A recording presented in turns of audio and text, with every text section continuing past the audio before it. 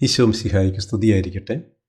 ഈ വീഡിയോയിൽ വിശുദ്ധ യോഹന്നാൻ എഴുതിയ സുവിശേഷം 12-ാം അധ്യായത്തിൽ നിന്നുള്ള ഓപ്ഷനോട് കൂടിയ 50 ചോദ്യോത്തരങ്ങളാണ് അവതരിപ്പിക്കുന്നത്. ചോദ്യം 1. വിശുദ്ധ യോഹന്നാൻ എഴുതിയ സുവിശേഷം 12-ാം അധ്യായത്തിന് എത്ര ശീർഷകങ്ങൾ ഉണ്ട്? A 3, B 4, C 5, D 6. ഉത്തരം സി 5. 12-ാം അധ്യായത്തിൻ്റെ ശീർഷകങ്ങൾ ഇവയാണ്: 1. തൈലാഭിഷേകം, 2. രാജകീയ പ്രവേശനം, 3. ഗ്രീക്കുകാർ യേശുവിനെ തേടുന്നു, 4. മനുഷ്യപുത്രൻ ഉയർത്തപ്പെടണം, 5. യഹൂദരുടെ അവിശ്വാസം. ചോദ്യം 2. വിശുദ്ധ യോഹന്നാൻ എഴുതിയ സുവിശേഷം 12-ാം അധ്യായത്തിൻ്റെ അവസാന ശീർഷകം ഏത്? എ. യഹൂദരുടെ അവിശ്വാസം, ബി. രാജകീയ പ്രവേശനം, സി. ഗ്രീക്കുകാർ യേശുവിനെ തേടുന്നു, ഡി. മനുഷ്യപുത്രൻ ഉയർത്തപ്പെടണം. ഉത്തരം എ. യഹൂദരുടെ അവിശ്വാസം. ചോദ്യം 3. മരിച്ചവരിൽ നിന്ന് താൻ ഉയർപ്പിച്ച ലാസർ താമസിച്ചിരുന്ന ബെഥാനിയയിലേക്ക് പെസഹായ്ക്ക് എത്ര ദിവസം മുമ്പാണ് യേശു വന്നത്? എ. 5 ദിവസം, ബി. 6 ദിവസം, സി. 7 ദിവസം, ഡി. 9 ദിവസം. ഉത്തരം ബി. 6 ദിവസം. ചോദ്യം 4. മരിച്ചവരിൽ നിന്ന് താൻ ഉയർപ്പിച്ച ലാസർ താമസിച്ചിരുന്ന ബെഥാനിയയിലേക്ക് ഏത് തിരുനാളിൻ്റെ 6 ദിവസം മുമ്പാണ് യേശു വന്നത്? എ. കൂടാരത്തിരുന്നാൾ, ബി. വിളവെടുപ്പ് തിരുനാൾ, സി. പെസഹ തിരുനാൾ, ഡി. പുരീം തിരുനാൾ. ഉത്തരം സി. പെസഹ തിരുനാൾ. ചോദ്യം 5. മരിച്ചവരിൽ നിന്ന് താൻ ഉയർപ്പിച്ച ലാസർ താമസിച്ചിരുന്ന എവിടേക്കാണ് പെസഹായ്ക്ക് 6 ദിവസം മുമ്പ് യേശു വന്നത്? എ. ബെത്ലഹേമിലേക്ക്, ബി. നസ്രത്തിലേക്ക്, സി. കഫർനാമിലേക്ക്, ഡി. ബെഥാനിയയിലേക്ക്. ഉത്തരം ഡി. ബെഥാനിയയിലേക്ക്. ചോദ്യം 6. യോഹന്നാൻ 12:2 യേശുവിനോടുകൂടി ഭക്ഷണത്തിനിരുന്ന ഒരു വ്യക്തിയുടെ പേര് പ്രത്യേകം എടുത്തു പറയുന്നു. ആ വ്യക്തി ആര്? എ.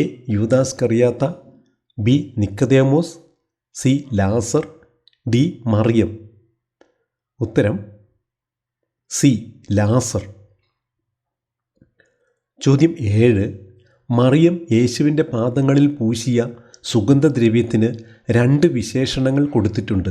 അവ ഏതൊക്കെ? എ. വിദേശവും ശുദ്ധവും, ബി. വിലയേറിയതും ശുദ്ധവും, സി. വിലയേറിയതും പരിശുദ്ധവും, ഡി. വലിപ്പമേറിയതും ശുദ്ധവും. ഉത്തരം ബി. വിലയേറിയതും ശുദ്ധവും. ചോദ്യം 8. മറിയം യേശുവിൻ്റെ പാദങ്ങളിൽ പൂശിയ സുഗന്ധദ്രവ്യത്തിൻ്റെ പേര് എന്ത്? എ. കുന്തിരിക്കം, ബി. നാർദിൻ, സി. മീറ, ഡി. കുങ്കുമം. ഉത്തരം ബി. നാർദിൻ. ചോദ്യം 9. യോഹന്നാൻ 12:4 യൂദാസ്കറിയാത്തയ്ക്ക് നൽകുന്ന വിശേഷണങ്ങൾ എന്തൊക്കെ? എ. ശിഷ്യൻ ഒറ്റിക്കൊടുക്കാനിരുന്നവൻ, ബി. കള്ളൻ ഒറ്റിക്കൊടുക്കാനിരുന്നവൻ, സി. ചതിയൻ ഒറ്റിക്കൊടുക്കാനിരുന്നവൻ, ഡി. വഞ്ചകൻ ഒറ്റിക്കൊടുക്കാനിരുന്നവൻ. ഉത്തരം എ. ശിഷ്യൻ ഒറ്റിക്കൊടുക്കാനിരുന്നവൻ. ചോദ്യം 10. എന്തുകൊണ്ട് ഈ തൈലം 300 ദനാറയ്ക്ക് വിറ്റ് ദരിദ്രർക്ക് കൊടുത്തില്ല? ഇത് ആരുടെ വാക്കുകൾ? എ. നിയമജ്ഞരുടെ, ബി. യൂദാസ്കറിയാത്തയുടെ, സി. യഹൂദരുടെ, ഡി. ശിഷ്യന്മാരുടെ. ഉത്തരം ബി. യൂദാസ്കറിയാത്തയുടെ. ചോദ്യം 11. അവൻ ഇത് പറഞ്ഞത് അവന് ദരിദ്രരോട് പരിഗണനയുണ്ടായിരുന്നത് കൊണ്ടല്ല, പ്രത്യുത. തുടർന്ന് യൂദാസ്കറിയാത്തയെക്കുറിച്ച് എത്ര കാര്യങ്ങൾ ഈ വാക്യത്തിൽ പ്രതിപാദിക്കുന്നുണ്ട്? എ. 1, ബി. 2, സി. 3, ഡി. 4. ഉത്തരം സി. 3. യൂദാസ്കറിയാത്തയെക്കുറിച്ച് പ്രതിപാദിക്കുന്ന 3 കാര്യങ്ങൾ ഇവയാണ്. 1, അവൻ ഒരു കള്ളനായിരുന്നതുകൊണ്ടും. 2, പണസഞ്ചി അവൻ്റെ കയ്യിലായിരുന്നതുകൊണ്ടും. 3, അതിൽ വീഴുന്നതിൽ നിന്ന് അവൻ എടുത്തിരുന്നതുകൊണ്ടുമാണ്. ചോദ്യം 12 പൂരിപ്പിക്കുക. യേശു പറഞ്ഞു, അവളെ തടയേണ്ട, എൻ്റെ ഡാഷ് ഇത് ചെയ്തുവെന്ന് അവൾ കരുതിക്കൊള്ളട്ടെ. എ, ശവസംസ്കാരത്തിനായി. ബി, ശുദ്ധീകരണ കർമ്മത്തിനായി. സി, പുനരുത്ഥാനത്തിനായി. ഡി, ശവസംസ്കാര ദിനത്തിനായി. ഉത്തരം ഡി, ശവസംസ്കാര ദിനത്തിനായി. ചോദ്യം 13 ഞാൻ എപ്പോഴും നിങ്ങളോടൊത്തുണ്ടായിരിക്കുകയില്ല, എന്നാൽ ആര് എപ്പോഴും നിങ്ങളോട് കൂടെ ഉണ്ടായിരിക്കും എന്നാണ് യോഹന്നാൻ 12:8 യേശു അരുളി ചെയ്യുന്നത്. എ, ശിഷ്യർ. ബി, പരിശുദ്ധാത്മാവ്. സി, പിതാവ്. ഡി, ദരിദ്രർ. ഉത്തരം ഡി, ദരിദ്രർ. ചോദ്യം 14 അവൻ അവിടെയുണ്ടെന്നറിഞ്ഞ് വലിയ ഒരു ഗണം യഹൂദർ അവിടേക്ക് വന്നു. എവിടേക്ക്? എ, ദേവാലയത്തിലേക്ക്. ബി, സിനഗോഗിലേക്ക്. സി, ലാസറിൻ്റെ ഭവനത്തിലേക്ക്. ഡി, യേശുവിൻ്റെ ഭവനത്തിലേക്ക്. ഉത്തരം സി, ലാസറിൻ്റെ ഭവനത്തിലേക്ക്. ചോദ്യം 15 ലാസറിനെ കൂടി കൊല്ലാൻ ആലോചിച്ചവർ ആരാണ്? എ, യഹൂദർ. ബി, പുരോഹിത പ്രമുഖന്മാർ. സി, ഫരിസേയർ. ഡി, നിയമജ്ഞർ. ഉത്തരം ബി, പുരോഹിത പ്രമുഖന്മാർ. ചോദ്യം 16 എന്തെന്നാൽ അവൻ നിമിത്തം യഹൂദരിൽ വളരെ പേർ അവരെ വിട്ട് യേശുവിൽ വിശ്വസിച്ചിരുന്നു. അവൻ ആര്? എ, ലാസർ. ബി, ബർത്തിമിയൂസ്. സി, സൗഖ്യം പ്രാപിച്ച തളർവാദ രോഗി. ഡി, സൗഖ്യം പ്രാപിച്ച ജന്മന അന്ധനായവൻ. ഉത്തരം എ, ലാസർ. ചോദ്യം 17 തിരുനാളിന് വന്നുകൂടിയ ജനക്കൂട്ടം എന്ത് എടുത്തുകൊണ്ടാണ് യേശുവിനെ എതിരേൽക്കാൻ പുറപ്പെട്ടത്? എ, ഒലിവ് ചില്ലകൾ. ബി, ഈന്തപ്പനയുടെ കൈകൾ. സി, സ്വന്തം വസ്ത്രങ്ങൾ. ഡി, ബലിവസ്തുക്കൾ. ഉത്തരം ബി, ഈന്തപ്പനയുടെ കൈകൾ. ചോദ്യം 18 അവർ വിളിച്ചു പറഞ്ഞു, ഹോസാന, കർത്താവിൻ്റെ നാമത്തിൽ വരുന്നവനും ഇസ്രായേലിൻ്റെ രാജാവുമായവൻ വാഴ്ത്തപ്പെട്ടവൻ. പഴയ നിയമത്തിൽ എവിടെയാണ് ഇപ്രകാരം എഴുതിയിരിക്കുന്നത്? എ, സങ്കീർത്തനങ്ങൾ 118, 25, 26. ബി, സങ്കീർത്തനങ്ങൾ 119, 25, 26. സി, സങ്കീർത്തനങ്ങൾ 118, 35, 36. ഡി, ഏശയ്യ 25, 26. ഉത്തരം എ, സങ്കീർത്തനങ്ങൾ 118, 25, 26. വാക്യങ്ങൾ ഏതെന്ന് നോക്കാം. സങ്കീർത്തനം 118, 25 കർത്താവെ, ഞങ്ങൾ അങ്ങയോട് അപേക്ഷിക്കുന്നു, ഞങ്ങളെ രക്ഷിക്കണമേ. കർത്താവെ, ഞങ്ങൾ അങ്ങയോട് അപേക്ഷിക്കുന്നു, ഞങ്ങൾക്ക് വിജയം നൽകണമേ. സങ്കീർത്തനങ്ങൾ 118, 26 കർത്താവിൻ്റെ നാമത്തിൽ വരുന്നവൻ അനുഗ്രഹീതൻ, ഞങ്ങൾ കർത്താവിൻ്റെ ആലയത്തിൽ നിന്ന് നിങ്ങളെ ആശീർവദിക്കും. ചോദ്യം 19 ഹോസാന എന്ന വാക്കിൻ്റെ അർത്ഥമെന്ത്? എ, ആരാധിക്കുന്നു. ബി, ഞങ്ങളെ രക്ഷിക്കണമേ. സി, രാജാവിന് സ്വാഗതം. ഡി, വിമോചകനായ ദൈവമേ. ഉത്തരം ബി, ഞങ്ങളെ രക്ഷിക്കണമേ. ഹൊസാന എന്ന വാക്കിന് ഗൂഗിൾ ജെമിനി നൽകിയ ഉത്തരം ഒന്ന് നോക്കാം. ഹൊസാന എന്ന വാക്കിന് വളരെ അർത്ഥവത്തായ ഒരു പശ്ചാത്തലമുണ്ട്. ഹീബ്രു, അരമായ ഭാഷകളിൽ നിന്നാണ് ഈ വാക്ക് ഉണ്ടായത്. ഹൊസാന എന്ന വാക്കിൻ്റെ നേരിട്ടുള്ള അർത്ഥം ഇപ്പോൾ രക്ഷിക്കണമേ, അല്ലെങ്കിൽ ഞങ്ങളെ രക്ഷിക്കണമേ എന്ന് ഞങ്ങൾ പ്രാർത്ഥിക്കുന്നു എന്നാണ്. ഹീബ്രു ഭാഷയിലെ ഹോഷിയ ന എന്ന പദത്തിൽ നിന്നാണ് ഇത് രൂപപ്പെട്ടത്. ഹോഷിയ എന്നാൽ രക്ഷിക്കുക എന്നും ന എന്നാൽ ഇപ്പോൾ അഥവാ ദയവായി എന്നുമാണ് അർത്ഥം. പഴയ നിയമകാലത്ത് ഇതൊരു അപേക്ഷയോ പ്രാർത്ഥനയോ ആയിരുന്നെങ്കിൽ പിൽക്കാലത്ത് ഇത് ദൈവത്തെ സ്തുതിക്കാനും ആരാധിക്കാനും ഉപയോഗിക്കുന്ന ഒരു ജയഘോഷമായി മാറി. ചോദ്യം 20. സിയോൻ പുത്രി ഭയപ്പെടേണ്ട, ഇതാ നിന്റെ രാജാവ് കഴുതക്കുട്ടിയുടെ പുറത്ത് എഴുന്നള്ളുന്നു എന്ന് എഴുതപ്പെട്ടിരിക്കുന്നത് എവിടെയാണ്? എ. സങ്കീർത്തനങ്ങൾ 9:9, ബി. ഏശയ്യ 9:9, സി. സക്കറിയ 9:9, ഡി. ജെറമിയ 9:9. ഉത്തരം സക്കറിയ 9:9. സിയോൻ പുത്രി അതിയായി ആനന്ദിക്കുക, ജെറുസലേം പുത്രി ആർപ്പ് വിളിക്കുക, ഇതാ നിന്റെ രാജാവ് നിന്റെ അടുക്കലേക്ക് വരുന്നു, അവൻ പ്രതാപവാനും ജയശാലിയുമാണ്, അവൻ വിനയാന്വിതനായി കഴുതക്കുട്ടിയുടെ പുറത്ത് കയറി വരുന്നു. ചോദ്യം 21. ശിഷ്യന്മാർക്ക് എപ്പോഴാണ് ജെറുസലേമിലേക്ക് കഴുതക്കുട്ടിയുടെ പുറത്ത് യേശു എഴുന്നള്ളിയതിൻ്റെ കാരണം മനസ്സിലായത്?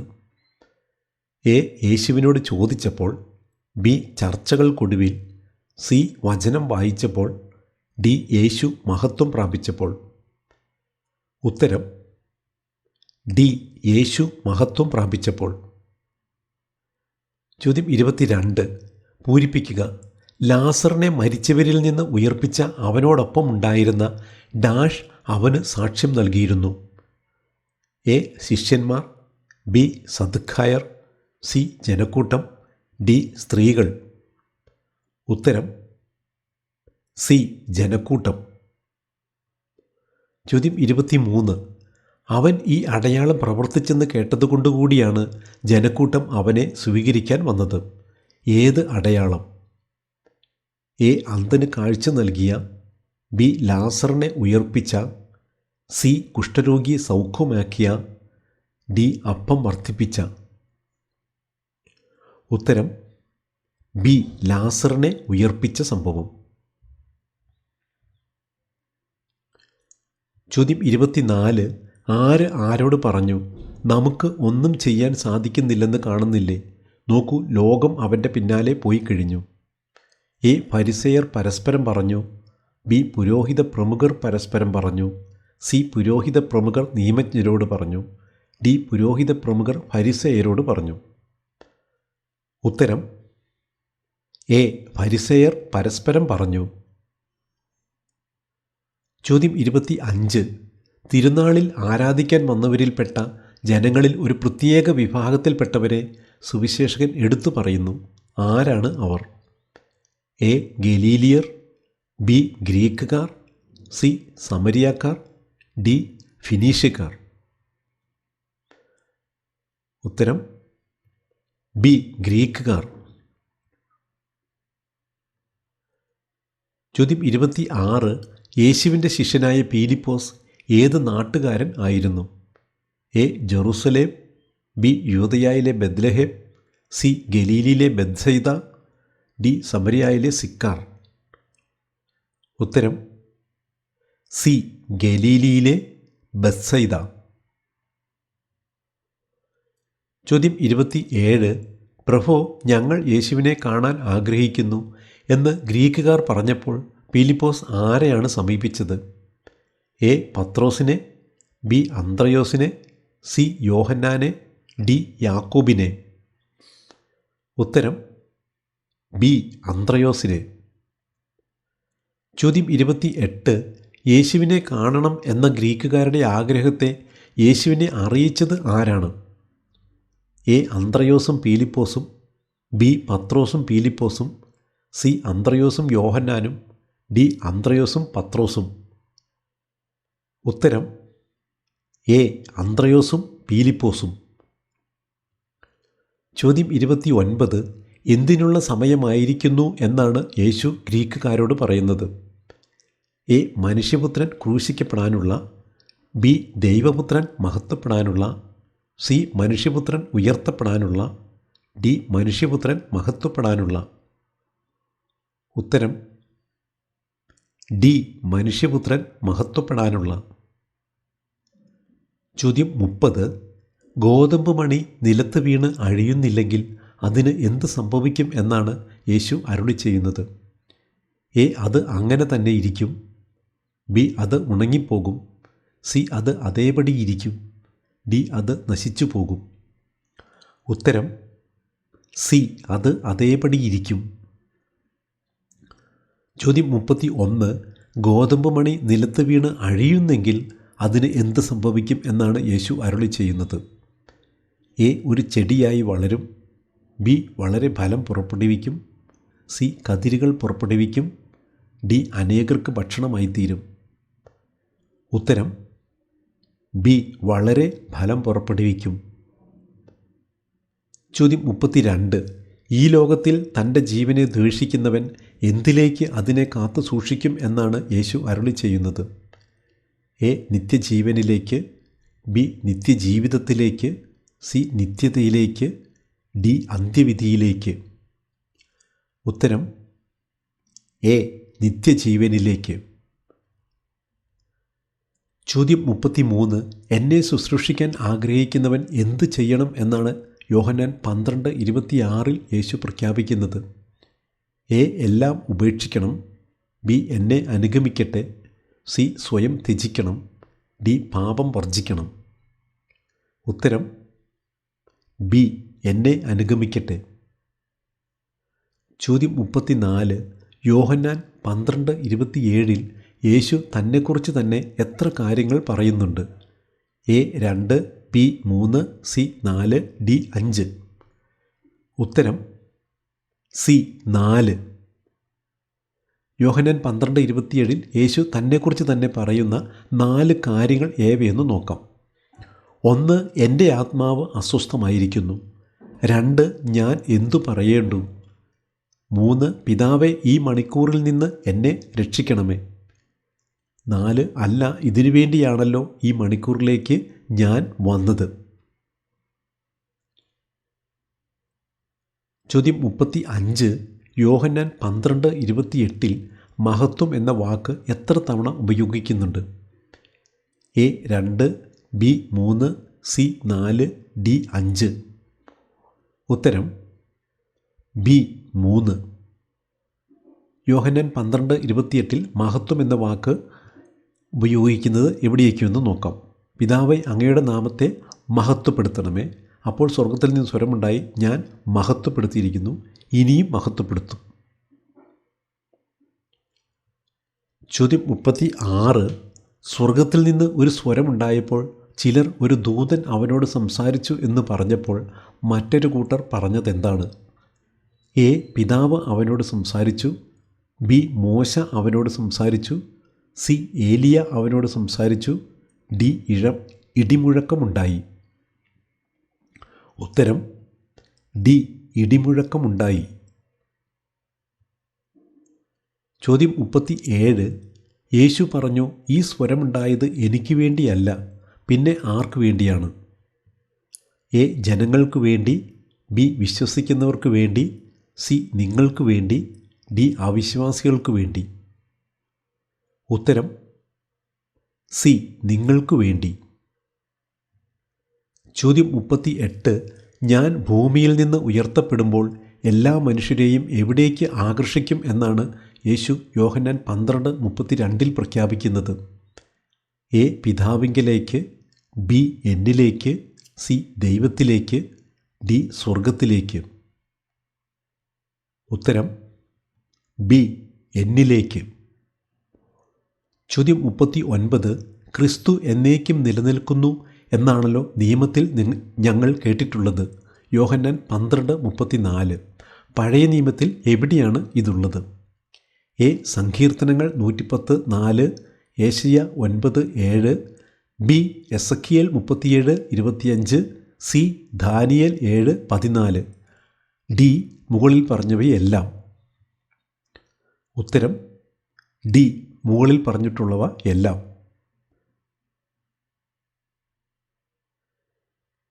നമുക്ക് ഓരോ വാക്യങ്ങളും നോക്കാം.